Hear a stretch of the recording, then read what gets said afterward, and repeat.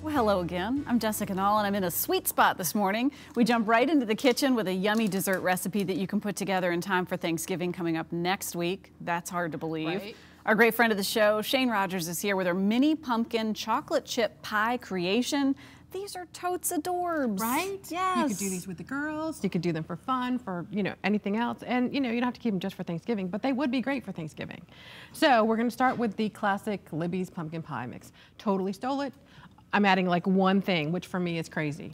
One bit of flair, is that what you're saying? But okay. Everything else is like, it's a 15-ounce can of pumpkin. It's a couple of eggs that have just been kind of lightly beaten. No big deal. And pumpkin is great. I mean, good. I keep it on hand year round. I do, because sometimes it's hard to find in the grocery store in like July. Well, I put it in my oatmeal. Yeah, I put it everywhere. My pancakes. 3/4 cup of sugar. Oof. It's okay, we're gonna make a lot of these, Mom. A teaspoon of cinnamon. You can kind of play around with that if you really like cinnamon, use a little more. A half a teaspoon of ginger. A small little bit of cloves, because those can really take over. Don't go overboard. You can go overboard with the ginger, you can go overboard with the cinnamon. Do not go overboard with the cloves. And just a little bit of salt.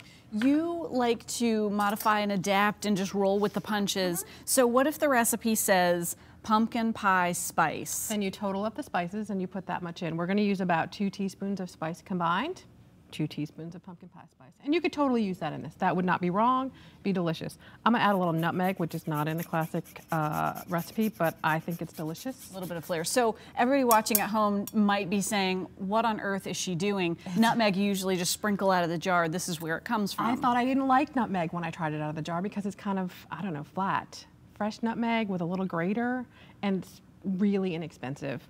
And just literally a little bit, because like the cloves, it can totally take over. And it's almost way fresher that way, so it's a little bit more intense. I love it now, and I always thought I didn't. The final ingredient is a 12-ounce can of evaporated, not sweetened condensed, evaporated milk in here, and we're just going to give this a little mix. Coming together. This looks like it's a whole pie filling, so that's how you're going to get this many of these. Yes, it's a regular, one pie kind of filling sort of thing. And we're going to use literally in each one of these a tablespoon.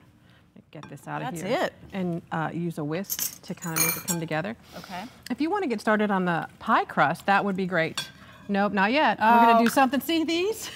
Okay. We're going to make it look homemade, even though this is totally bought at the store. Well, I was super excited Sprinkle because... some cinnamon on it. Okay. And then spread it around. This is definitely the girls' favorite task. They like to tap the cinnamon. And then just kind of take your hand and kind of spread it out a little bit so nobody gets a big lump. Okay.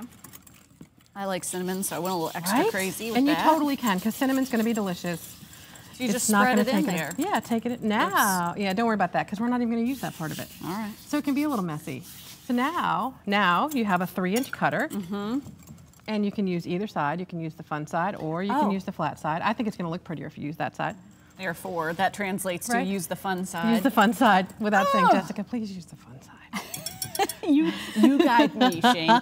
Okay, so I cut in like a cookie cutter. Yeah. Oh, and it comes right out. And you can get about 9 of these on here, and then pop that right into the one of the cinnamon side up or cinnamon side up. Down. It actually doesn't matter. You can do either one. I think in your world it matters. Then you tuck it in. I would, because you'd like that little bite of cinnamon. I was thinking after I did all these that maybe it would have been a good idea to put the cinnamon the other way, because then you'd get the fresh burst of cinnamon first. So no, and actually grab the fork, and we're going to dock. We're going to make little tiny holes in the pie crust so that they don't puff up and make our pumpkin go all over the place. So just like maybe 2 or 3 times each one. Poke each one. Yeah.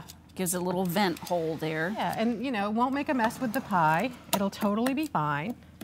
And this is not an exotic pan. This is a muffin pan. It's just a muffin pan with some, actually the important part is the liners. These are parchment paper liners. They're not regular cupcake liners, but they will make the, I'll show you in a minute, they will make the slide right out of there. There won't be any, you can end up digging these things out of here, ruining the whole thing that you've worked so hard to make so pretty. That's a great point. The last few times I've made cupcakes, it's like I've lost half the cupcake to the wrapper. And these are the special ones. Okay, so just one, actually I'm gonna have you do the chocolate chips, because that's the other good part. Okay. So no, well, it's just logistics. I'm on chocolate chips, it's fine. Well, there could be worse places, right? This is true. Could be on, licorice or anyway. Anyway, so literally, it's not gonna seem like enough. A tablespoon. 1 tablespoon, and this, I rarely tell you to measure specifically. In this case, you're going to want to measure specifically. But look at how perfect they come out. If that's your Right? 1 tablespoon ratio, you don't want to go over the edge. You don't want to go, because it's going to puff up a little bit while it's baking, and that's the other thing. Yes. Oh, I made that one crooked. That's all right. It does. Anyway, oven's at 375, ready to go. If you want to start popping in just 4 or 5 chocolate chips into each one of these as I fill them, and don't worry if they kind of sink to the bottom, because they'll puff up. We're going to put more on when they come out of the oven. Oh, so I wondered, because it won't I'm like even 4 matter. or 5. That's barely enough. Exactly, right? If I say so, my humble opinion. Did that thought just come out loud? I think so too. Okay, these are going in. Going in the oven. Great activity, by the way, for Right, you could totally do this with young kids. people. So we're going to pop these in the oven. Okay, those go in. And we have some already done. How long did they cook again? Well, that's the important part. They're going to cook for about 15 minutes, but check them. And so they may need a little more. And they come out and they look fantastic. We have about Pop 15 seconds left. Oh, well, there you go. Well, I think it's time to eat.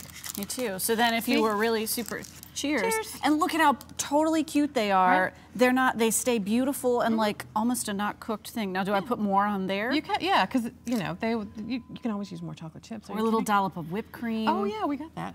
Oh. Dude, what are you waiting for? I don't know. Greg would have been on this. You got stuck with me today. Sorry, Shane. As of about, I will get stuck with you any day. At about 1 o'clock today, you'll be able to find this dessert recipe on our show website, WTBR.com/VTN.